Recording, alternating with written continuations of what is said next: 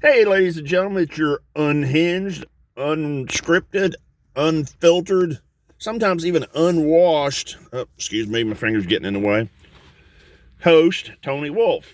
And this is going to be my review of the first half of Andor. We've had 8 episodes and started out kind of slow, but we're going to go into a little bit. I'm going to try to keep it non-spoiler. They have definitely upped the content after they got past that first bit of story that they were telling.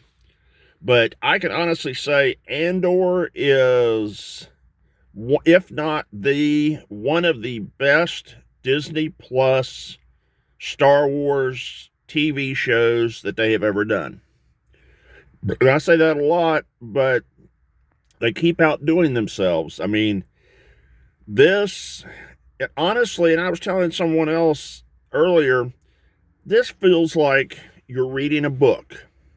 The way they're doing each episode, they're keeping it pretty good, about half hour to 45 minutes per episode. And it just feels like you're reading chapters in a book.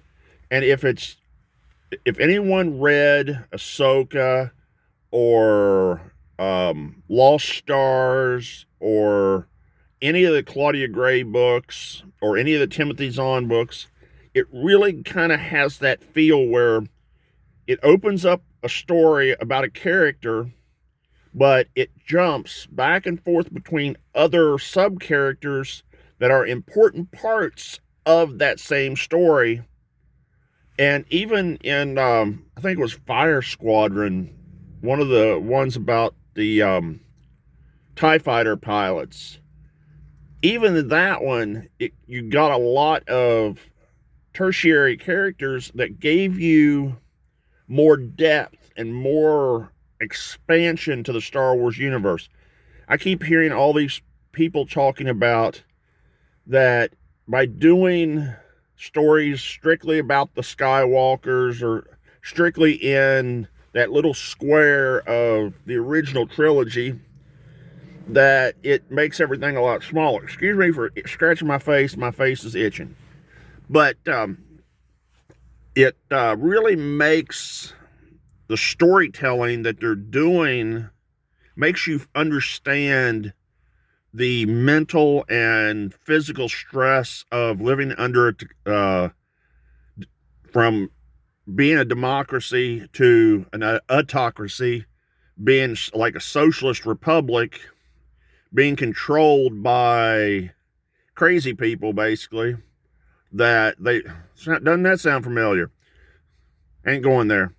But they really, with the character Andor, you're finding out kind of why he was the way he was when it came to Star Wars Rogue One.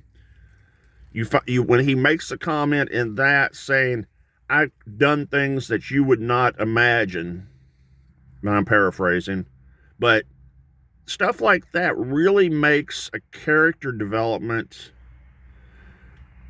It makes it grow.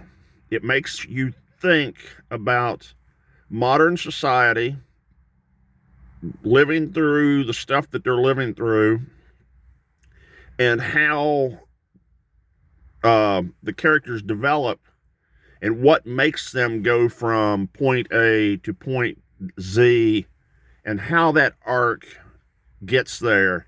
Plus the sets and the locations are gorgeous. I mean, you've got stuff that happens in water. You've got stuff that happens in the jungle.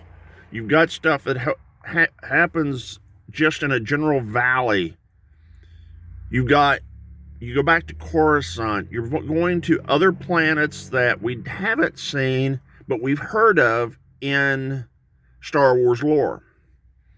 So we're at episode 8, and I have been very happy. I've talked to a few people that haven't been real excited. One person, even after episode 1, they quit watching it. I said, "You don't know what you're missing." And I tried to explain it to them. But to each their own. Everything's, excuse the shaking. Everything's, can't think of the word. But everybody has their own opinion.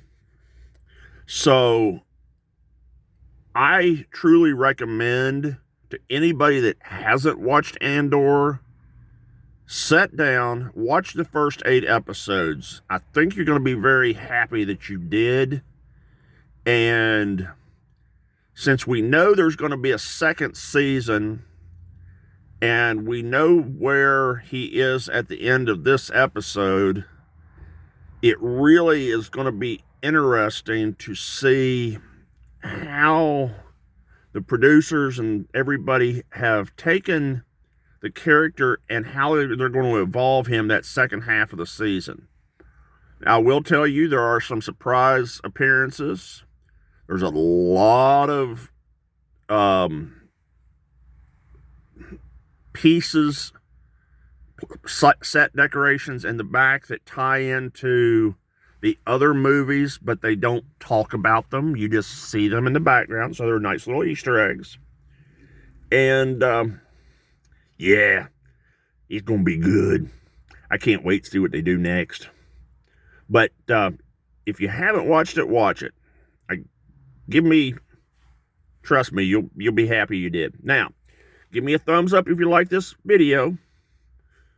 Make sure you subscribe on my YouTube channel, because I post this on all of my social media. And I'd like to get to 100 subscribers on my YouTube channel before the end of the year. I know it's getting late in the year, but I'm trying to. That's why I'm putting out these car videos, or my non-professional videos, I call them, because I really want to start building up my following, so people can see Tony ain't some stupid YouTuber who thinks he knows it all. I don't. I admit that. But I like TV. I like movies. I like doing graphic design. And you never know when I'm going to put my 2 cents in where I'd like to see something go. So, hope everybody's having a good day.